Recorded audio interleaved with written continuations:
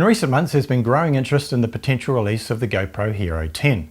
However, there's also a very strong call for a new GoPro Session. To explore what that might entail, don't go away. Hey guys, Mike here and welcome back to the channel. I've recently released a video looking at the potential features that could be in the next iteration of the GoPro line of cameras, the GoPro Hero 10. But I've had heaps of comments from people saying that they'd love to see an updated version of the Hero Session, and I am totally on board with that. The Hero Session took the action camera world by storm when it was first introduced in July of 2015 because of its super compact cube-like design. It was 50% smaller and 40% lighter compared to other versions of GoPro cameras out at the time, which at that stage was the Hero 4. It had a very simple design with one main button controlling the features and only a small LCD screen showing you the main modes and settings. GoPro said they set out to make it the smallest and lightest GoPro ever, and it was also the first GoPro that was 100% waterproof without having to use a separate housing.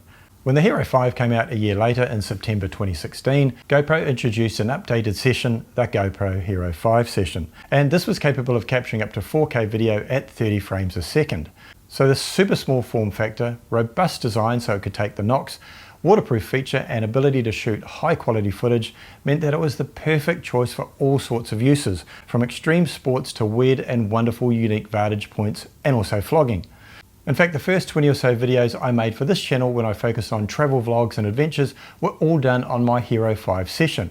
I'd set the field of view on medium, which was the closest to a 35mm focal length, hold it about here, and off I would trot. It produced very stable footage, the audio was more than good enough, and it was so convenient to have in my bag or pocket and super easy to switch on and capture either myself talking about something or some B-roll or footage of what I was doing at the time. Now later on, when I started using the Canon G7X Mark II, it was extremely useful as either a backup camera or a second angle. Or if conditions were, for example, a bit wet and windy and I didn't want to take any other camera out, I had no hesitation in taking the Session. And I still have it to this day. Sadly, the Hero 5 Session was the last one they produced, either because they didn't have the resources to spread too thin and work on different form factors, or maybe it just didn't sell that well. Either way, in recent times, I've had lots of comments from people wishing that GoPro would refresh the Session and bring it back. So given the technology in these cameras has advanced so much in recent years, what are the sorts of things that people are saying they'd like to see in a new GoPro Session? So first of all, let's talk resolutions and frame rates.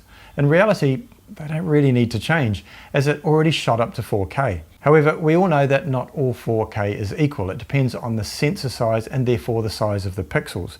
The bigger the pixels, the better the picture quality. So perhaps they could update the sensor and therefore enhance the quality of the 4K you could get out of the camera. As for fields of view, I actually really like the ones that are on the Hero 5 Session because they not only had a wide field of view that you have on traditional action cameras, but also a medium and then narrow fields of view which really came into their own when you used it for vlogging or like a normal camera. Stabilization is something else they could look at. Because the camera is so small, it is prone to shaking, so introducing the Hypersmooth 3.0 and even horizon leveling that's currently in the Hero 9 would make the footage even better. That would be a bit of a game changer in my view. As for the form factor, I think a small touchscreen on the back would be absolutely amazing. It would help immensely framing the shot. I mean, you can connect it to the GoPro app, but that's not always convenient. And you could also use it to quickly change settings as long as it's more reliable than the Hero 9 touchscreen. One of the things that people didn't like so much about the previous Session was that it was very fiddly to change settings because you had one big button, a small button and a tiny text-based LCD screen. So the addition of a touchscreen, even a small one, would be great. But as I often do, I can also see the other side of the argument, and that is many people, me included, mount the Session in places you can't see the camera anyway. So a strong connection to the app and a simple app to control the camera would be paramount to be able to get the most out of it. Now, I don't think they actually need to change the size and shape. I mean, small is always better, but it's already kind of the perfect size. If you're mounting it on your helmet, as a lot of people did and do, then it's perfect, coming in at 74 grams. Now compare that to the Hero 9, which is at 158 grams, and it surprised a lot of people by being physically bigger than the Hero 8 when it was released. Another practical addition would be fold-out mounting brackets like on the Hero 9. That way you could do away with any frame that you previously needed to then be able to attach the camera to the various standard mounts that are available for the GoPro and other action cameras. If they were to make any changes to the form factor of the Session, one might be to make it easier to either replace the front lens cover or change it out or add additional filters like ND or polarizing filters. That's one of the biggest requests I've heard for the Hero 10 Black, and if they were able to translate that into a new Session, well, I think it would just make a lot of people's day. Now, in most videos where you ask people what they want in a new camera or drone, they say more battery life. But, you know, in the case of the Session, I'd be willing to compromise on battery life for more features. Having said that, the improvements in battery technology over the last 6 years probably mean that even if they kept the battery the same size, you'd probably get more life out of it. So if that's the case, then they have the option of making the battery smaller, keeping the battery life the same as previous versions, and then get more in the camera. Up there for thinking, down there for dancing. Still. As for pricing, I think most would agree that something in the $250 to $300 range would be great, given that the Hero 9 currently sits around $399. Having said that, and GoPro, I hope you're listening to this, if they could produce a new Session with a modest set of upgraded features and they could price it in the $150 to $200 range, that camera would fly out the door. I've seen so many comments from people saying that they have a couple already but would easily buy a couple more. It could potentially give lots of people an entry into the market that don't want to or can't spend double the money getting the Hero 9 with all the bells and whistles.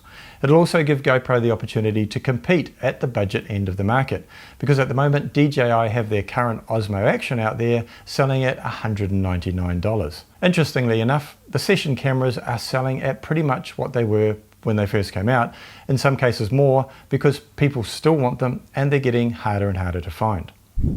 It's possible that the original Session was just ahead of its time, because I reckon it's the perfect little camera for a wide range of applications, and I would personally love to see an upgrade to this little bugger.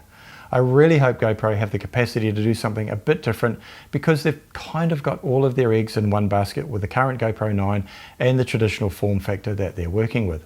There's been a bunch of speculation recently about what features the GoPro Hero 10 might have, as well as the Action 2 offering from DJI, and there's no shortage of requests and ideas from people keen to see a new camera. So check out these videos to see what might be in store when these new cameras are finally announced. Cheers guys, and I'll see you in the next video.